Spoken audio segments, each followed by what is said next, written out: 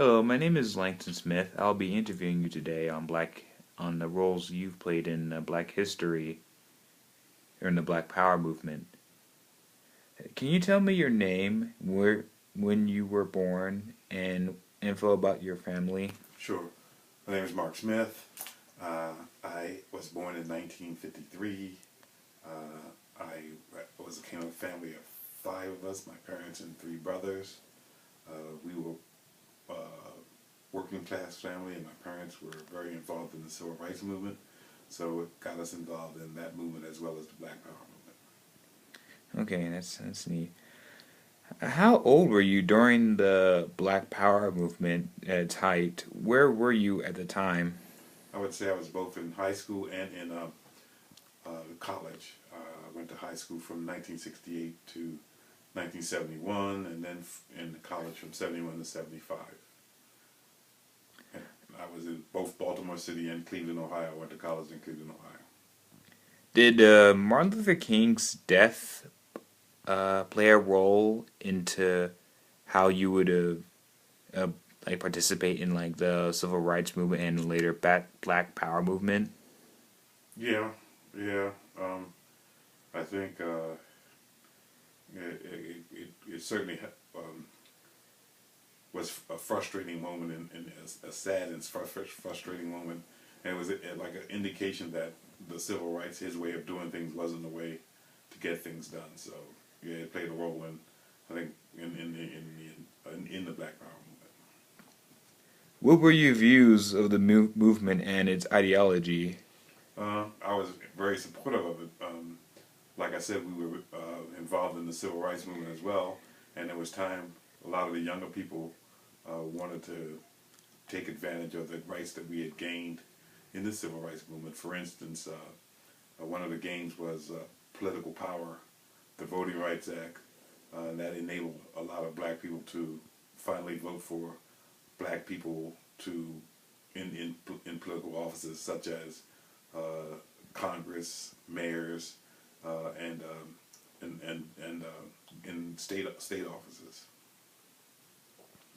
Did you get involved in the movement, and if so, how so? Or did anyone you know get involved?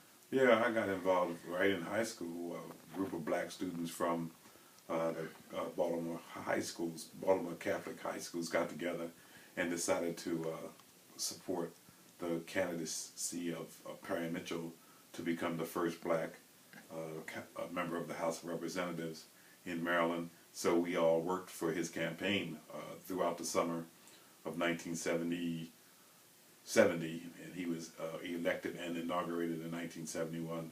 And that was one of the things that I did to help blacks, gain political power in the state of Maryland.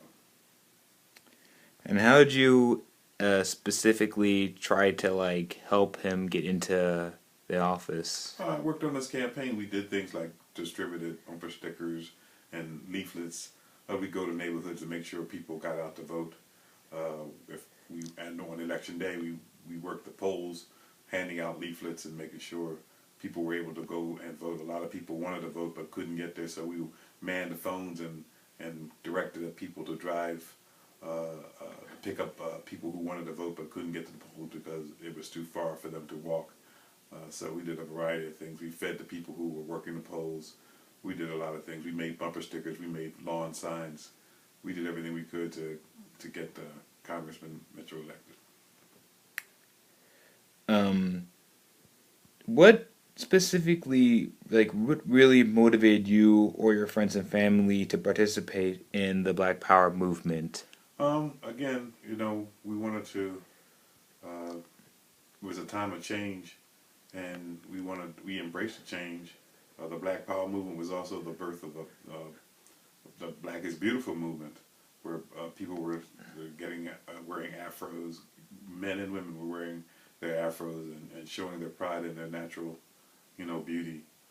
It was also the anti-war movement was part of the Black Power movement, where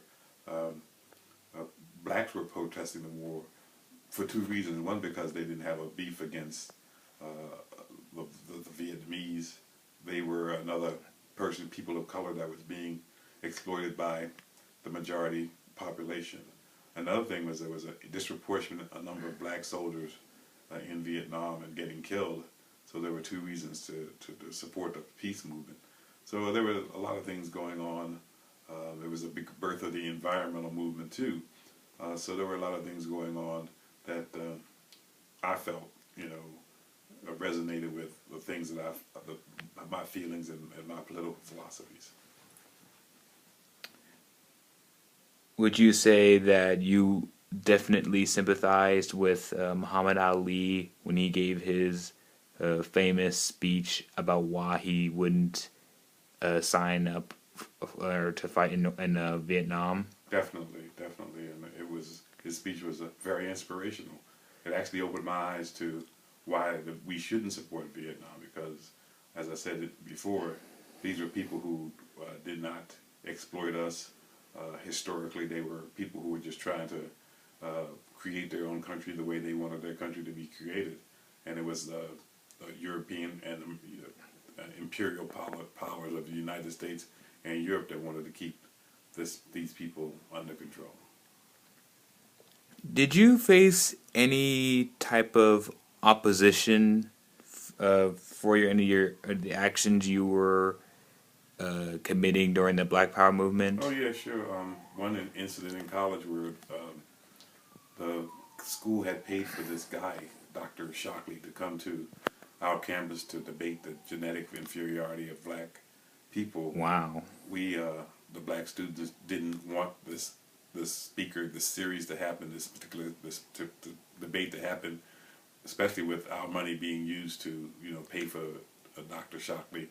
So when the debate started, we all got in front of sat in the first two rows and blew whistles for an hour and a half, so that to the point where the debate was then canceled.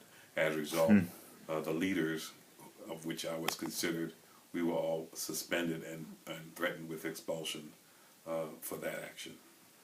So basically, you were getting trouble for trying to stop a man who was basically trying to use racist science to make black people explain how black people are inferior to white people. Yes, yeah, that's exactly what he was doing. He was using his science, to say that we were genetically inferior. There was no way we could be equal to white folks.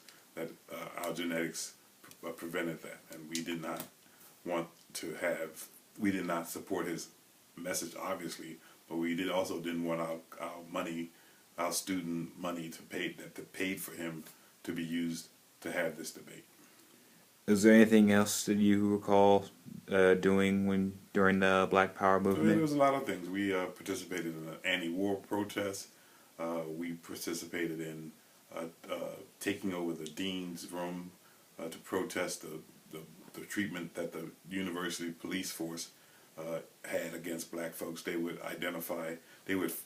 make black folks show their identity cards when there was no provocation to do so, just to harass us and just to not make us feel wanted on campus. So as a result, we stormed the university president's office and demanded to have action taken, and would not leave until we met with the university president and the board of directors.